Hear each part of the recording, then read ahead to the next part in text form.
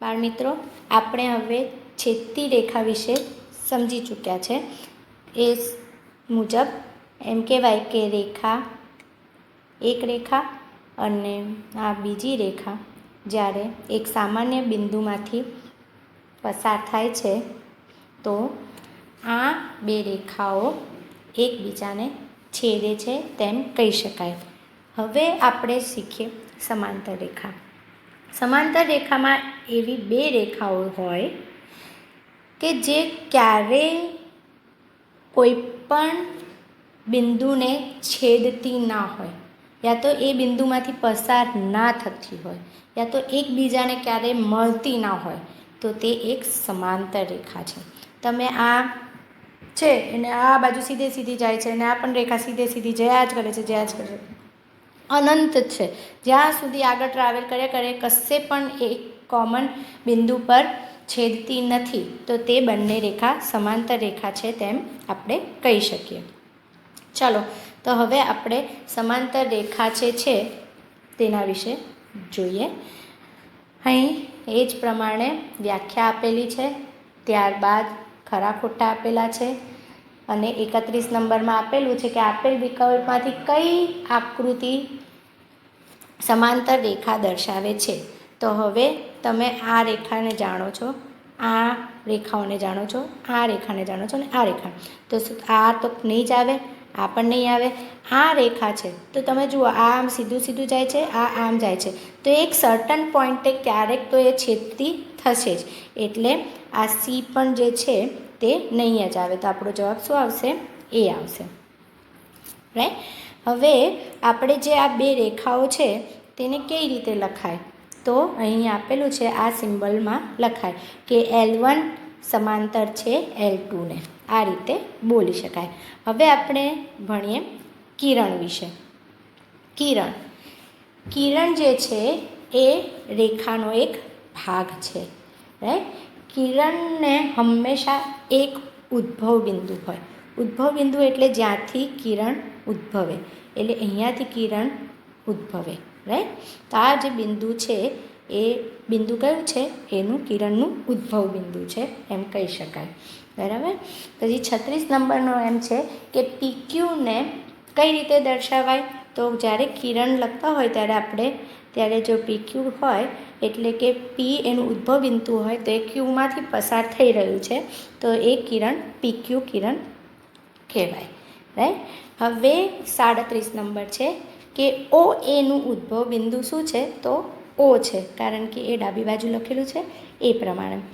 Right. હવે અહીંયા એવું લખ્યું છે કે કિરણ AB અને કિરણ BA એ બંને સરખા કિરણો છે. તો ના બાળકો, એ બંને સરખા કિરણો નથી. કારણ કે હું તમને જણાવું કે અહીંયા આ એ ઉદ્ભવ બિંદુ છે અને અહીંયાથી કિરણ પસાર થાય છે જેના ઉપર B આવેલો છે, તો આ કિરણ AB થયું. તો શું કિરણ BA જે છે, તો BA કિરણ જે હોય એ આ હોય કે B એનું ઉદ્ભવ બિંદુ છે અને એ એમાંથી પસાર થઈને નીકળે છે. તો શું બાળકો આ બંને વસ્તુ સરખું થયું? ના. તો કારણ કે અહીંયાનું ઉદ્ભવ બિંદુ A છે અને અહીંયા ઉદ્ભવ બિંદુ B છે. તો જ્યારે આપણે 38 નંબર પ્રમાણે કિરણ AB અને કિરણ BA એ બંને સરખા કિરણો છે તો ખોટું આવશે. રાઈટ. હવે 39 નંબર જોઈએ. 39માં 4 કિરણોના નામ લખવાના કયા છે. તો અહીં તમે આકૃતિ જુઓ છો તે પ્રમાણે સૌથી પહેલાં તો એક ઉદ્ભવ બિંદુ Dને લઈએ, તો સૌથી D જે છે તો Dથી ઉપર કયું છે? G, તે DG આવશે. પછી Dથી આ બાજુ છે DB કિરણ, પછી DH અને DA. સો આ 4 કિરણો આવી શકે ઉદ્ભવ બિંદુ D હોય તો. રાઈટ. હવે 40મું છે, કિરણ ખાલી જગ્યા દિશામાં આગળ વધે છે. તો હંમેશા કિરણ જે છે એ એક જ દિશામાં આગળ વધે. લાઈક આ એનું ઉદ્ભવ બિંદુ હોય તો એ આ જ દિશામાં આગળ વધે. હવે 41 નંબર જોઈએ આપણે. 41 નંબરમાં એમને કીધેલું છે કે કિરણ PQ PR અને પી કે દર્શાવતી આકૃતિ દોરો. તો બધામાં તમે જોશો તો કોમન બિંદુ કયું છે? પી. એટલે આ પી હોઈ શકે. તો પી ક્યુ કયું હોઈ શકે? આ પી ક્યુ હોઈ શકે. આ પી દોર્યું આપણે તો અહીંયા પી ક્યુ બનાવી શકીએ આપણે. ઓકે, પછી પી ક્યુ પછી પી આર દોરવાનું છે. તો પી આર આપણે આમ દોરી શકીશું, રાઈટ. અને એક લીધેલું છે પી કે, તો આપણે પી કે પણ આવી રીતના દોરી શકીશું, બરાબર. તો આ રીતે આપણે 41 નંબરમાં આકૃતિ દોરી શકાય. હવે જોઈએ આપણે 42મો નંબર. આકૃતિનો અભ્યાસ કરી પ્રશ્નોના જવાબ આપો. પહેલો પ્રશ્ન એમ છે કે આકૃતિમાં કેટલી રેખાઓ છે? તો આપણે જોઈએ તો એડી રેખા, ઈજી રેખા, જેજી રેખા અને એચઆઈ રેખા. ધ્યાનમાં આવ્યું? એડી, ઈજી, જેજી અને એચઆઈ, એમ 4 રેખાઓ આવેલ છે. હવે આપણો બીજો પ્રશ્ન એમ છે કે આકૃતિની સમાંતર રેખાઓની કેટલી જોડ છે અને કઈ કઈ? તો આપણે અહીંયા જોઈ શકીએ કે 2 જોડ છે. કઈ કઈ સમાંતર છે? એક તો એચઆઈ અને એક છે જે કે, રાઈટ. અને બીજી જોડ કઈ છે આપણી? એડી અને ઈજી. એટલે એડી સમાંતર છે ઈજીને અને એચઆઈ સમાંતર છે જે કેને. એટલે અહીંયા આવશે જવાબ 2 જોડ, બરાબર. હવે 3 નંબરમાં એવું લખ્યું છે કે બિંદુ એફ કઈ કઈ રેખાનો ભાગ છે? તો સૌથી પહેલાં તો આપણે બિંદુ એફ ગોતીએ. તો આ બિંદુ એફ દેખાય છે તમને? તો એ કઈ કઈ રેખાનો ભાગ છે? તો ઈજીનો છે અને એચઆઈનો છે. હવે આગળ વધીએ. એમાં એવું લખ્યું છે 4 નંબરમાં એકબીજાને છેદતી હોય તેવી રેખાઓની જોડ લખો. તો હવે સૌથી પહેલાં તો અહીં આપેલું છે રેખા એચઆઈ. એ કોને કોને છેદે છે? તો એચઆઈ જે છે એ છેદે છે એડીને, રાઈટ. એચઆઈ જે છે એ ઈજીને બી છેદે છે. સેમ રીતે જે કે રેખા છે તો એ એડીને બી છેદે છે અને એ જ જે કે રેખા ઈજીને બી છેદે છે. એટલે જવાબ આવે કે એચઆઈ છે એ એડી અને ઈજી બંનેની જોડમાં આવી શકે, અને બીજું જે કે જે છે એ પણ એડીમાં બી આવી શકે અને ઈજીને બી છેદતી હોય તેવી જોડ છે. હવે અહીંયા 5 નંબરમાં એવું લખેલું છે કે આકૃતિમાં કેટલા બિંદુઓ નામ સાથે દર્શાવેલા છે અને કયા કયા? તો અહીંયા આપણે જોઈએ આ એ છે, બી છે, સી, ડી, ઈ, એફ, જી, એચ, આઈ, જે અને કે. આવા 11 બિંદુઓ આવેલા છે. હવે 6 નંબરમાં એવું લખ્યું છે એવા રેખાખંડનું નામ લખો જેના અંત્ય બિંદુ કોઈ જુદી જુદી રેખાઓના છેદ બિંદુ હોય. હવે બાળકો અહીંયા તમારે થોડું સમજવાનું રહેશે. રેખાખંડ, તમને ખ્યાલ છે રેખાખંડ શું છે? તો હવે અહીંયા એક રેખા કઈ છે? તો અહીંયા એક રેખા છે એડી રેખા, દેખાય છે? આ એડી રેખા છે. તો એમાં કયો રેખાખંડ છે? બી અને સી વાળો રેખાખંડ છે એક, રાઈટ. સેમ રીતે અહીંયા તમે જુઓ કે ઈજી રેખા છે. તો ઈજીનો રેખાખંડ કયો છે? એફ કે છે, રાઈટ. હવે બીજી રીતે જોઈએ કે અહીંયા એચઆઈ જે રેખા છે એમાં કયો રેખાખંડ છે? બી ને એફ. સેમ થિંગ અહીંયા જી અને કે જે છે એની અંદર સી કે છે. ધ્યાનમાં આવ્યું? આ 4 એવા રેખાખંડો છે કે જેના અંત્ય બિંદુઓ કોઈ જુદી રેખાઓના છેદ બિંદુઓ. 7 નંબરમાં એવું લખ્યું છે કયા 2 કિરણોનું ઉદ્ભવ બિંદુ બી છે? તો અહીંયા ઉદ્ભવ બિંદુ જોઈએ આપણે. આ ઉદ્ભવ બિંદુ બી છે. તો બી જે હોય એમાંથી કયું કિરણ બને છે? તો એક બને છે બી એચ અને બીજું કયું બને છે? બી એ. એક કયું બન્યું? BH અને કયું કિરણ બન્યું BA।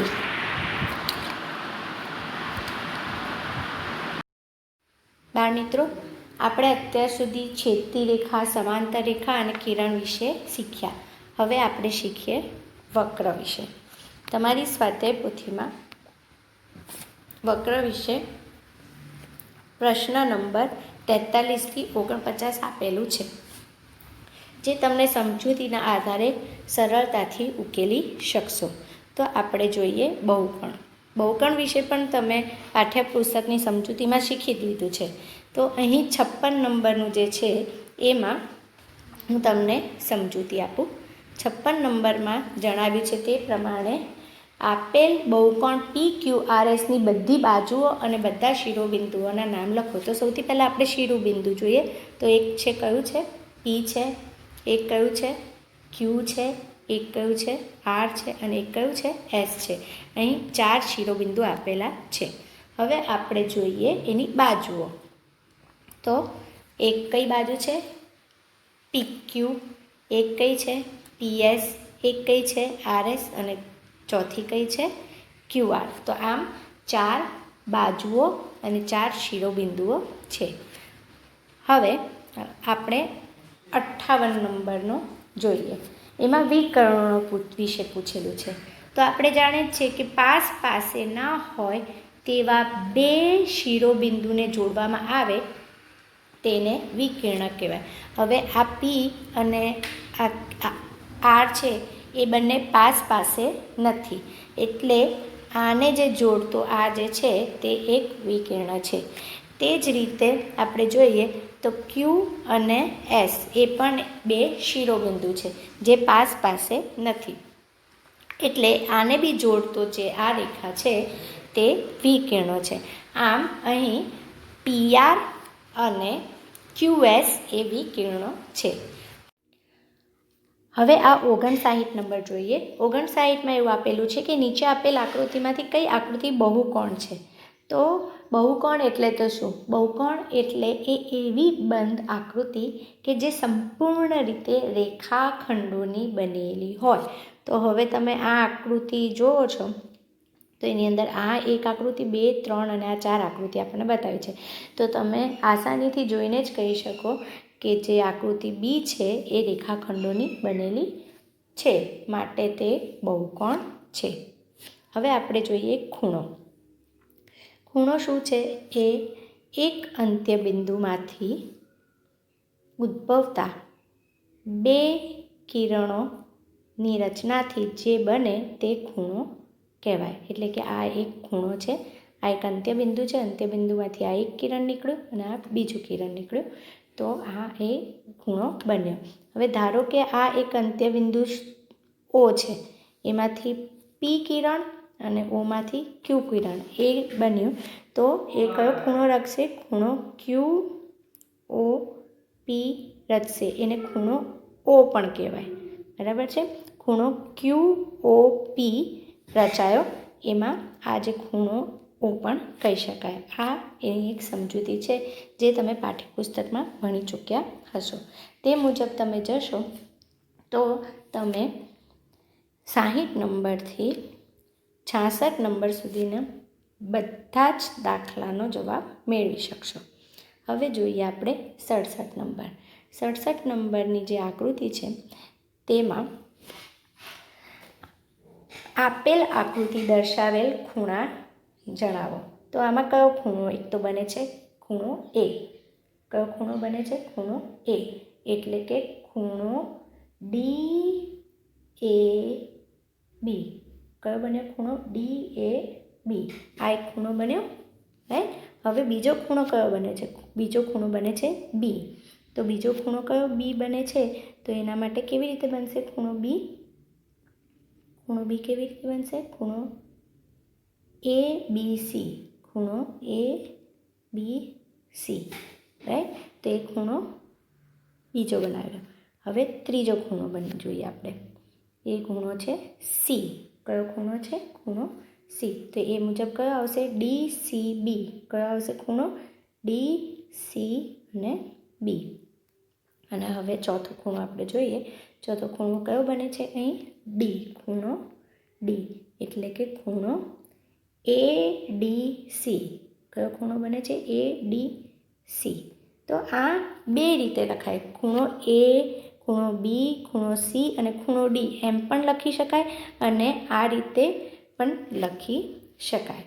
હવે તે જ મુજબ જો તમે બાજુની આકૃતિ જોશો તો તેમાં પણ તમને ધ્યાનમાં આવશે.